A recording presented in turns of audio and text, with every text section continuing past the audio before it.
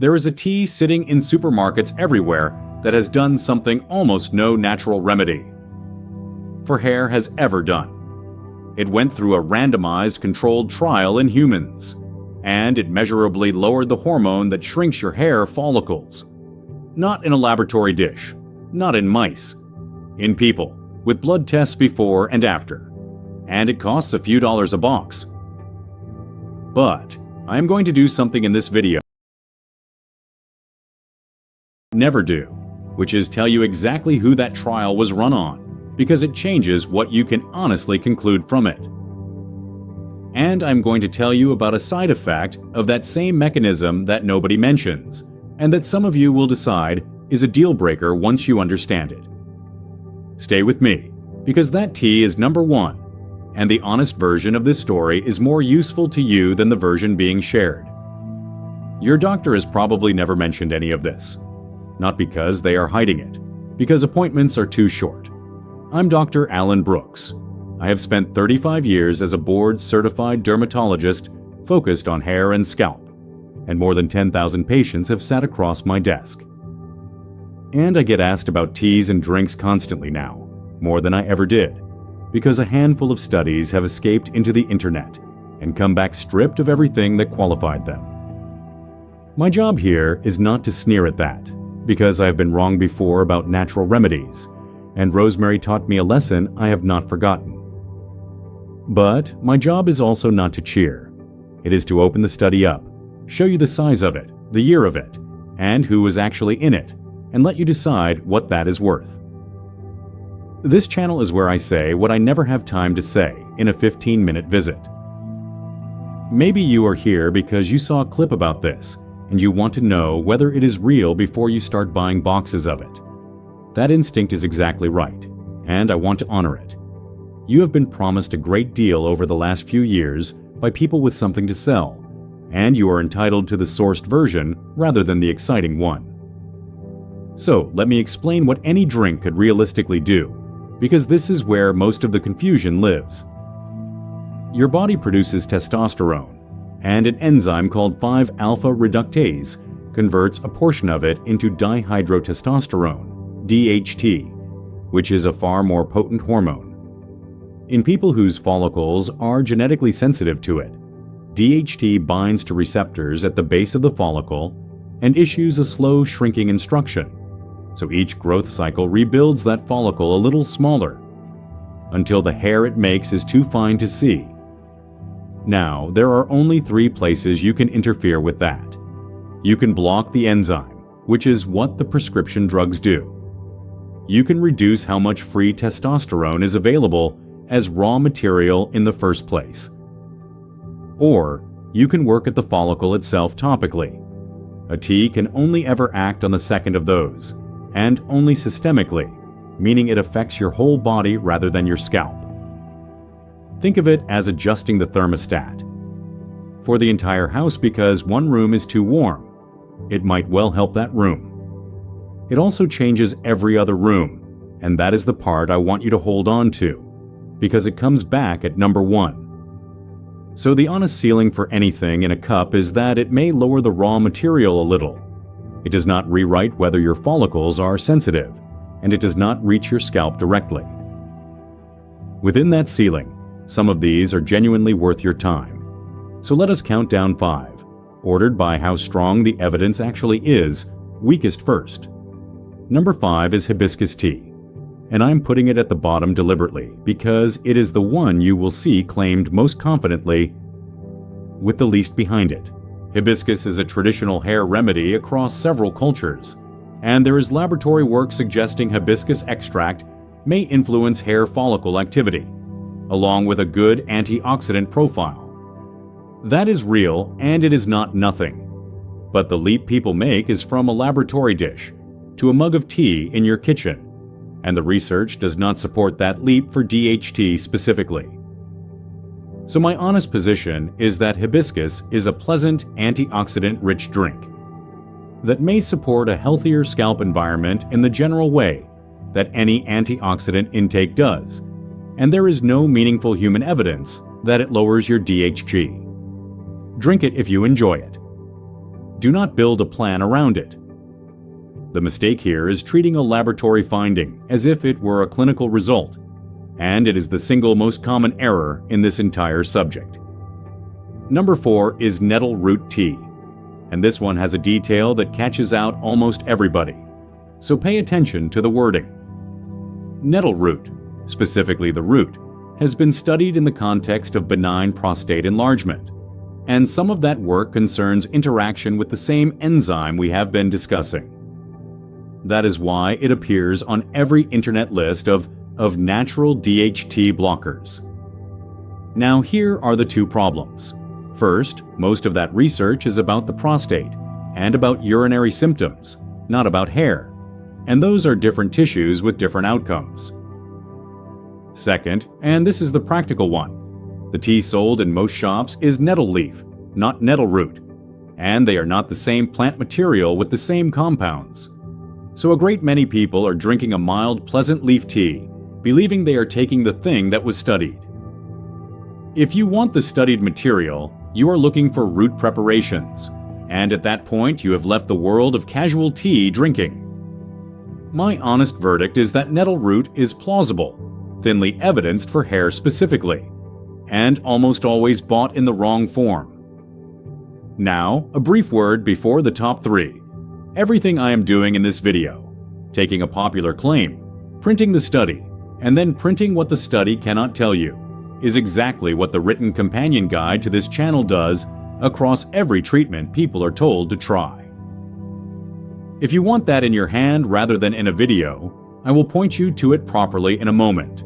Number 3 is Reishi mushroom tea, and this one is genuinely interesting mechanistically, which is why it deserves a place above the 2 below it. Laboratory research on reishi and on several related medicinal mushroom extracts has found inhibition of 5-alpha reductase, the actual enzyme, in test conditions.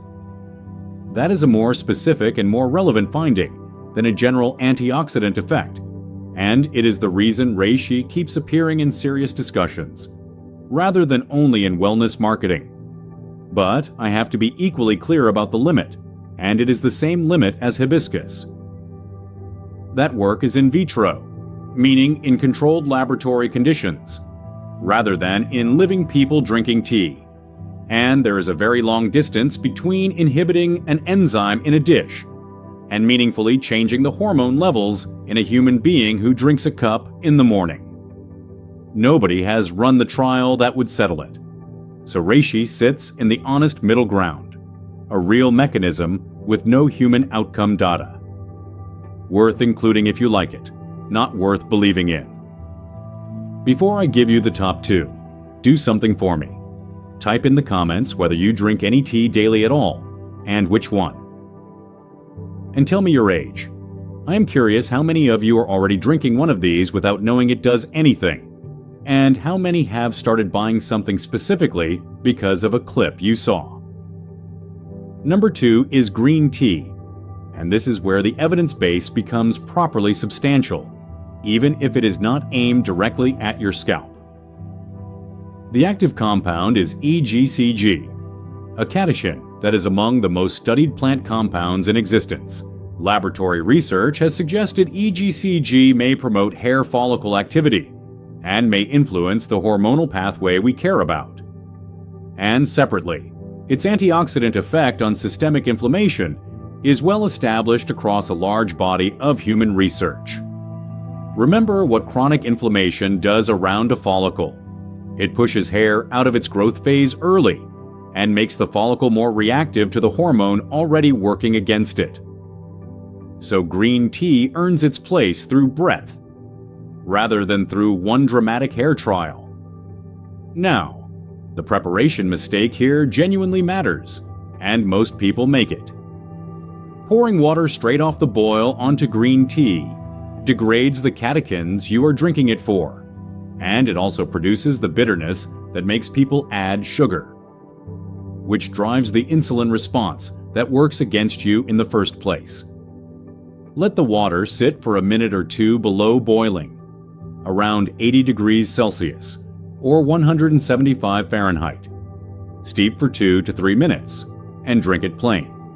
2 or 3 cups a day is where most of the research sits, and if caffeine is a problem for you in the evening, that is a genuine limit on how much you can sensibly drink.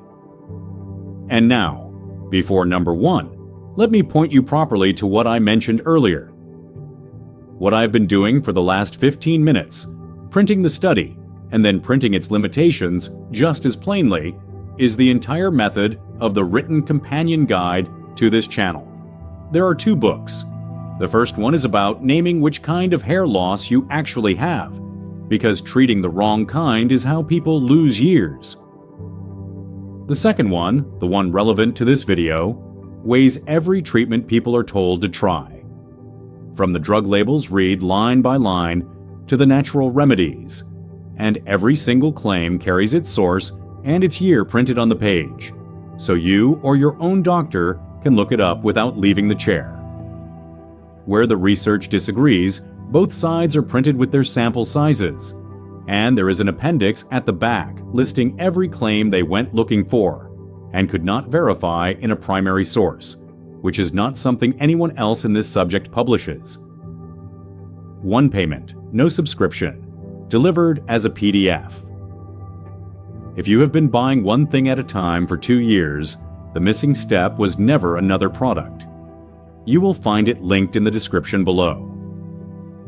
And now number 1, the tea from the title, and the honest version of a story you may have already heard, Spearmint tea.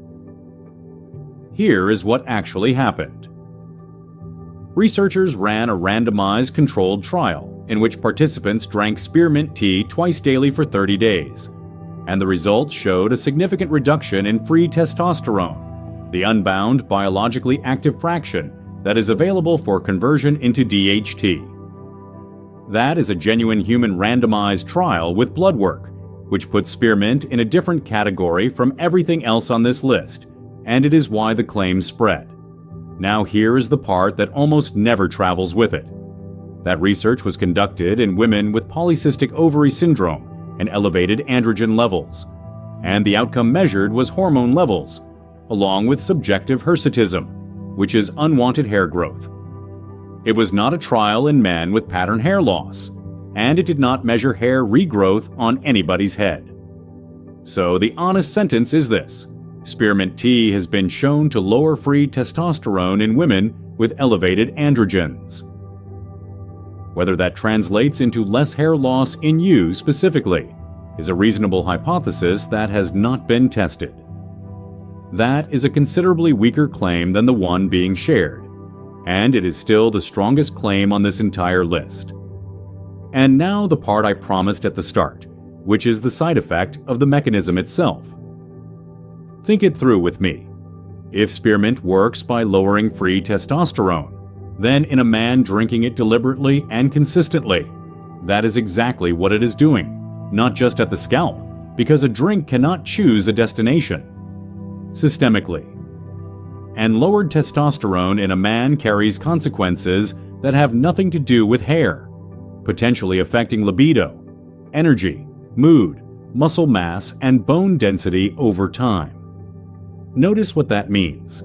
The very mechanism people are excited about is a mild version of the thing many of those same people are afraid of with the prescription drugs. I am not telling you a cup of tea will do you harm, because occasional or moderate consumption is unlikely to move anything measurably. I'm telling you that if you decide to drink it deliberately, twice a day, for months, as an anti-androgen strategy, then you should understand you're attempting a hormonal intervention, and it deserves the same seriousness you would give any other.